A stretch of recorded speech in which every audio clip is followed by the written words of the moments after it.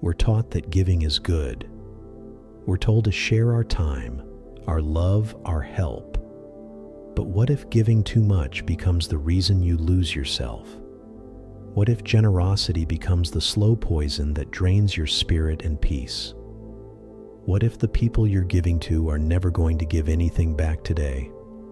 I'll walk you through 8 painful signs you're giving too much of yourself to the wrong people. And I'll also give you 4 powerful Stoic-inspired tools to help you protect your time, energy, and peace before it's too late. Let's dive into number 1.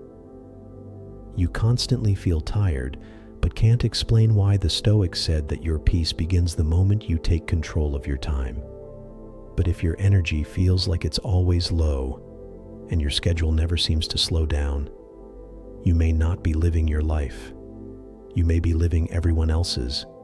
If your mind feels cluttered and your body feels heavy, it's not always work or stress that's draining you.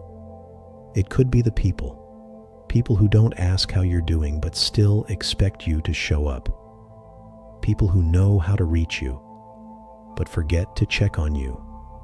And the worst part, you keep giving because you feel guilty when you don't.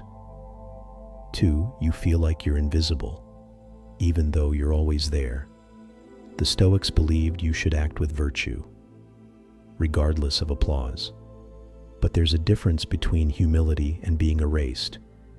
If you're always showing up and no one notices, if your help is expected and your silence never missed, you've become a tool, not a person.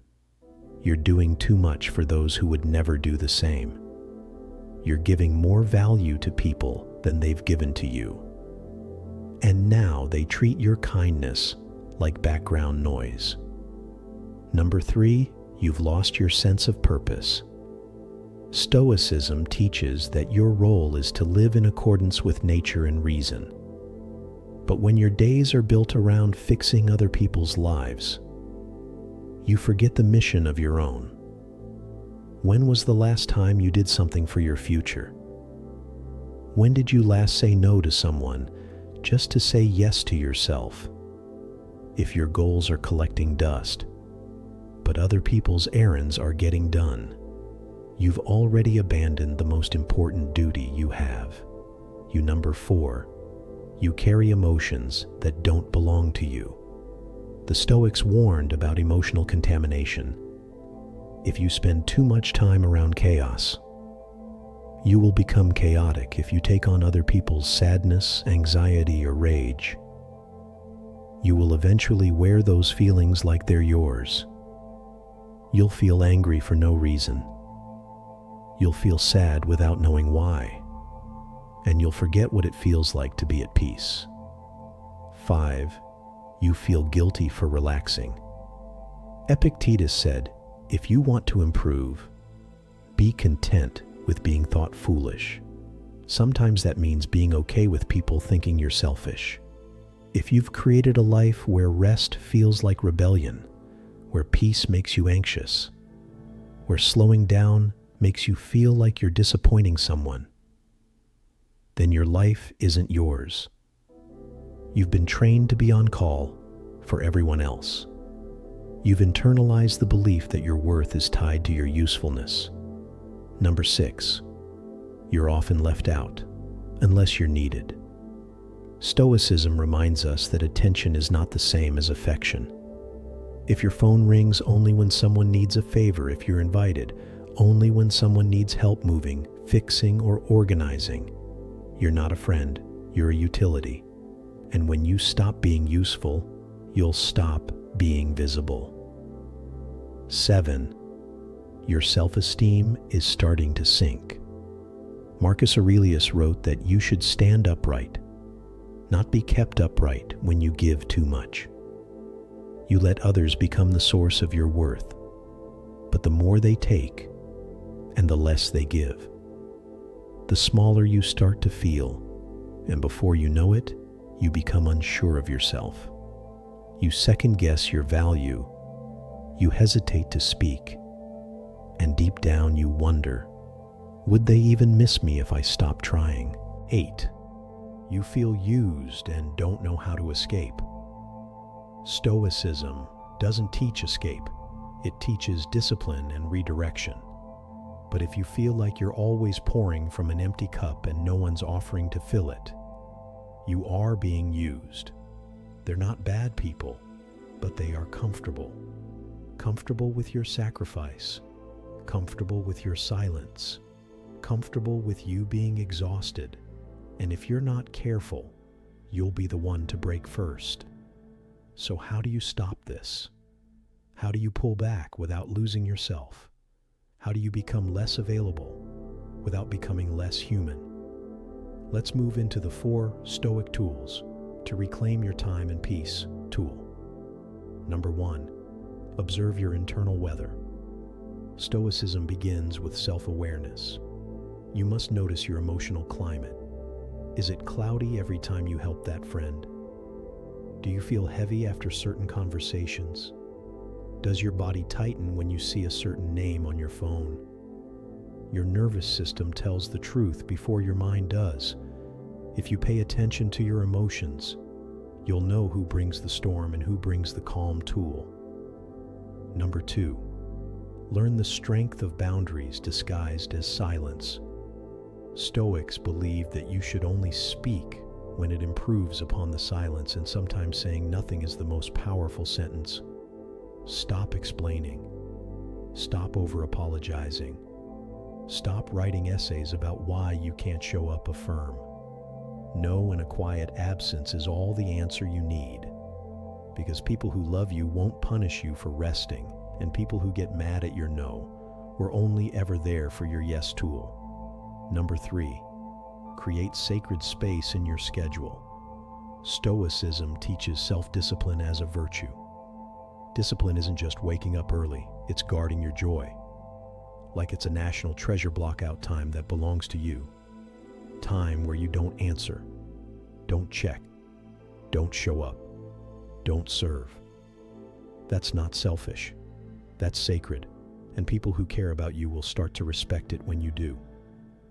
Tool number 4, recognize the takers and walk away gracefully.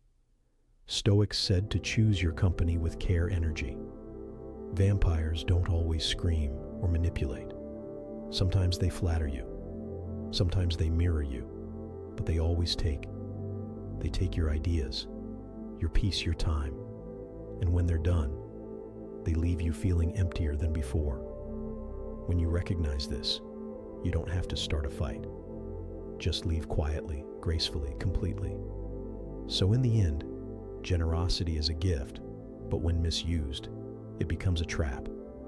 If you give with no limit, you'll be left with no self. But if you give with intention, discipline, and purpose, you'll stay full enough to keep going.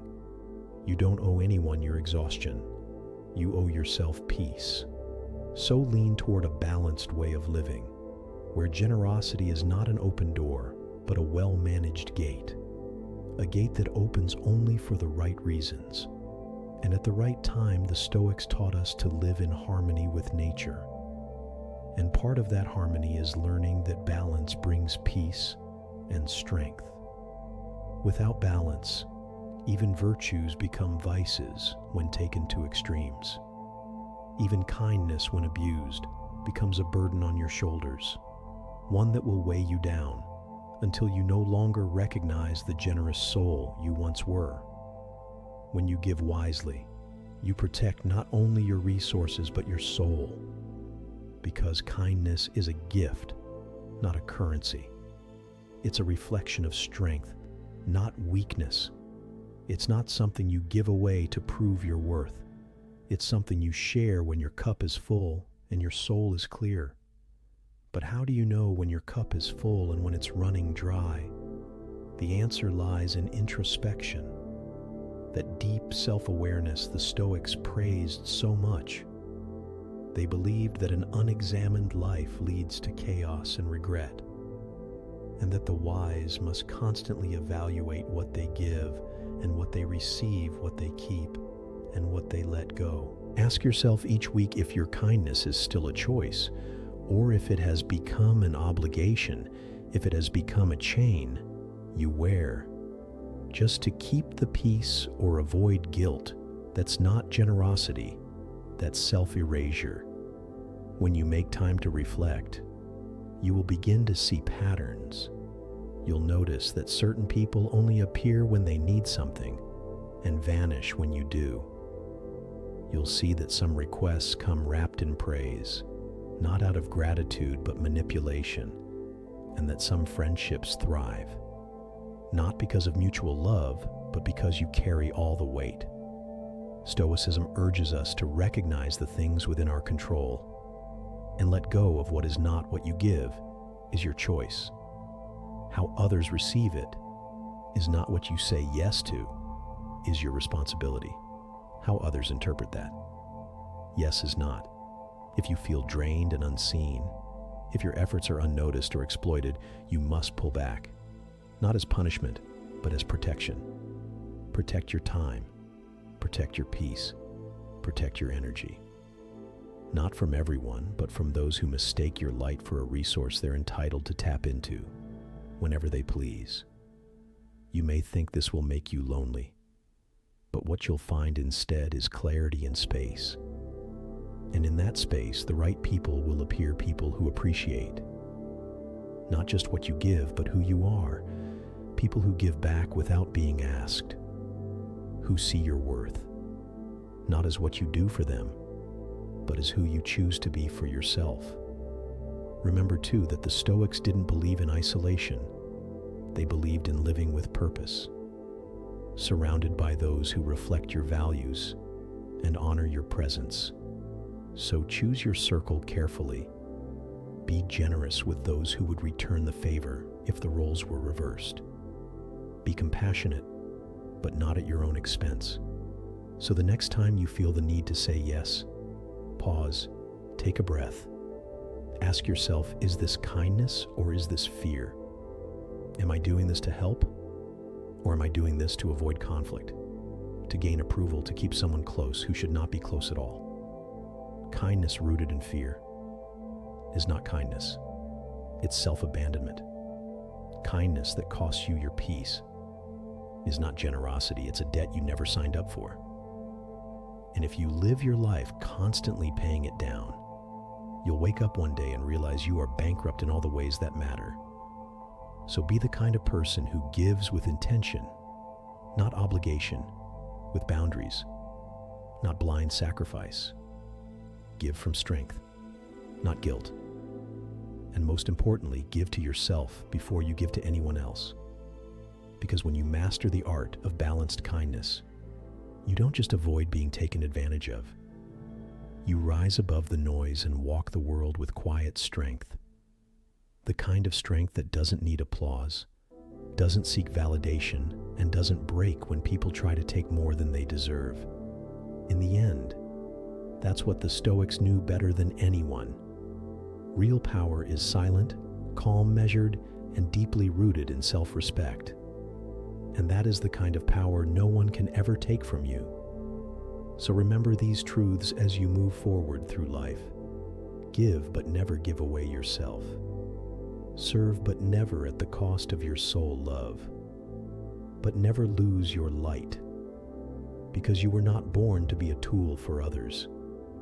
You were born to be a fire that burns steady, strong, and sovereign, and that fire must never go out. Thank you for watching.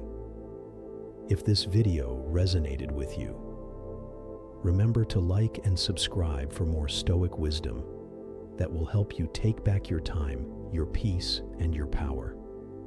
See you in the next one.